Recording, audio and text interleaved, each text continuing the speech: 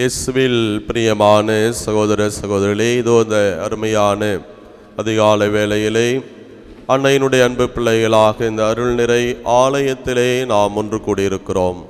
காரணம், தாய் திரு அவை இந்த அருளின், மீட்பின், மன்னிப்பின், மனமாற்றத்தின், இரக்கத்தின் என்று அடுக்கிக் கொண்டே போகலாம். அப்படிப்பட்ட ஒரு அற்புதமான ஒரு காலம் இந்த தவக்காலம்.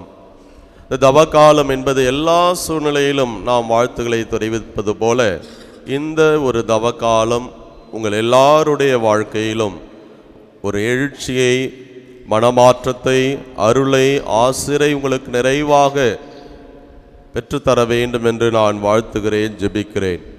அன்பார்ந்த சகோதர சகோதரிகளே, இன்றைக்கு எந்த மதமாக இருந்தாலும் சரி, அது இந்து மதமாக இருந்தாலும் சரி, இஸ்லாமிய சகோதரர்களாக இருந்தாலும் சரி, நாமும் சரி, எல்லாருமே இந்த தவ காலத்தை போல ஒரு நோன்பு நாட்களை கொண்டிருப்பதை நாம் பார்க்கிறோம்.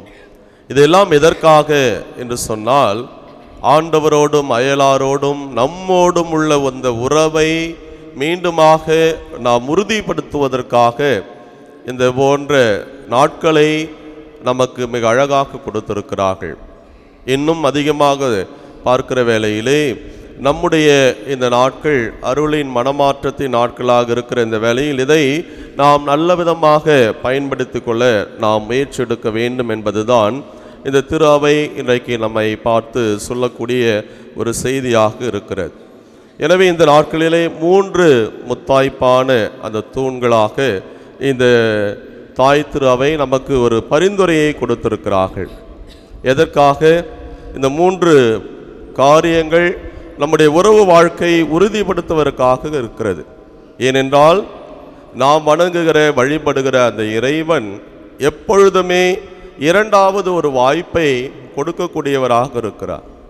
பழைய ஏற்பாடும் சரி, புதிய ஏற்பாடும் பார்க்கிற வேளையில் பழைய ஏற்பாட்டிலே யாக்கோப்பினுடைய வாழ்க்கையை பார்க்கிறோம். அண்ணனை ஏமாற்றி அவனை ஏதோ என்னை பழி தீர்த்து விடுவானோ என்று தன்னுடைய மாமன் வீட்டுக்கு ஓடி போகிறான்.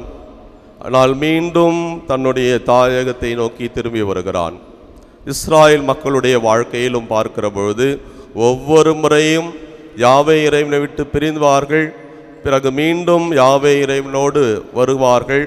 அவர்களை மன்னித்து ஏற்றுக்கொள்ளக்கூடிய இறைவனாக அவர் இருந்தார் என்பதை பழைய ஏற்பாடு தெளிவாக சொல்கிறது.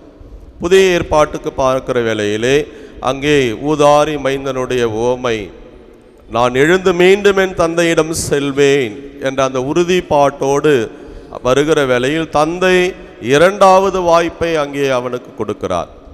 அதே போலத்தான் சக்கேயு மரத்தின் மீது ஏறி முயற்சி எடுக்கிறார். சக்கே, இறங்கி வா, இன்று நான் உன் வீட்டில் தங்க வேண்டும் என்ற அந்த ஒரு 2வது வாய்ப்பை ஆண்டவர் இயேசு கொடுக்கிற பொழுது இன்று இந்த வீட்டிற்கு மீட்பு உண்டாயிற்று. ஏனென்றால் இவரும் ஆபிரகாமின் மகனே என்பது போல ஆண்டவர் இயேசு அவருடைய மனமாற்றத்திலே மகிழ்ச்சி காண்பதை பார்க்கிறோம். கடைசியிலே கல்வாரியில் தொங்கிக் கொண்டிருந்த போது கூட 2 கள்வர்களில் ஒருவர் அங்கே ஆண்டவர் அவனுக்கு வாய்ப்பை கொடுக்கிறார், 2வது ஒரு வாய்ப்பு. அதே போலத்தான் இந்த தவநாட்கள் நமக்கு மற்றொரு வாய்ப்பாக இறைவனால் கொடுக்கப்படுகிறது. எதற்கு?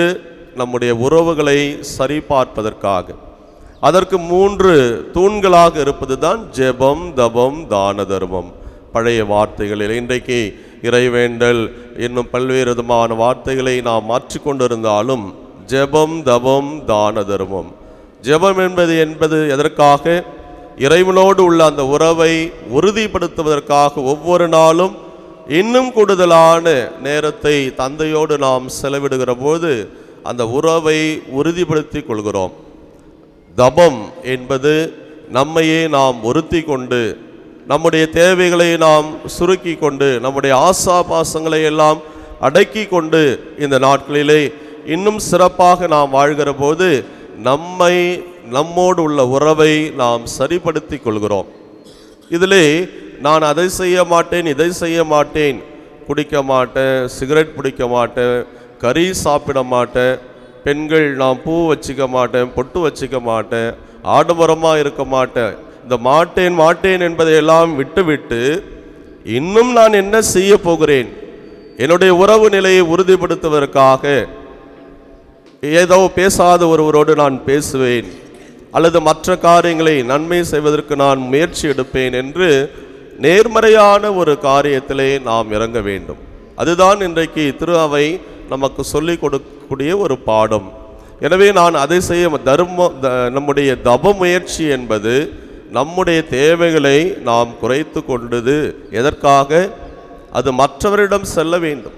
எனவே தான் மற்ற எந்த மதத்திலும் இல்லாத ஒரு நற்காரியங்களை நமக்கு சொல்லிக் கொடுத்தார்கள். அந்த பிடி அரிசி, என்னுடைய தேவையை நான் குறைத்து கொண்டு ஏழைகளுக்காக இதிலிருந்து நான் கொடுப்பேன் என்பதுதான் அது. இது செய்ய மாட்டேன் என்பதை தாண்டி என்னென்னலாம் நான் செய்ய போகிறேன் என்ற சிந்தனையை நாம் வளர்த்து கொள்ள வேண்டும். அடுத்ததாக அந்த தான தர்மம் அங்குதான் நிறைவடைகிறது. அந்த தானம் என்பது நாம் அயலாரோடு உள்ள அந்த உறவை, நம்முடைய தேவைகளை குறைத்து கொண்டு ஆண்டவரோடு உள்ள உறவை நாம் உறுதிப்படுத்தி நம்மையும் நாம் திடப்படுத்தி, இதெல்லாம் எதற்கு செய்கிறோம்? மற்றவர்களுக்கு நல்லது நாம் செய்வதற்காக. எனவே ஜப, தப, தான, தர்ம இந்த 3 முக்கியமான தூண்கள் இந்த தவ காலத்தினுடைய மையமாக இருப்பதை நாம் உணர்ந்து கொண்டு, இன்னும் ஒரு வாய்ப்பை இறைவன் அற்புதமாக நமக்கு கொடுக்கிறார். எனவே இந்த நாட்களை ஆசீர்வாதத்தின், மன்னிப்பின், மனமாற்றத்தின், இரக்கத்தின் நாட்களாக மாற்றிக்கொள்வது நம்முடைய கைகளில் இருக்கிறது என்பதை நாம் உணர்ந்து கொண்டவர்களாக இந்த 3 ஆயுதங்களை பயன்படுத்தி உறவுகளை சரியாக நாம் ஆக்கி ஆண்டவருடைய பிள்ளைகளாக வாழ நாம் முயற்சிடுப்போம். அதற்கு தேவையான வரத்துக்காக தொடர்ந்து ஜெபிப்போம். இறைவனே சின்னமே நிறைவாக ஆசீர்வதிப்பாராக. ஆமீன்.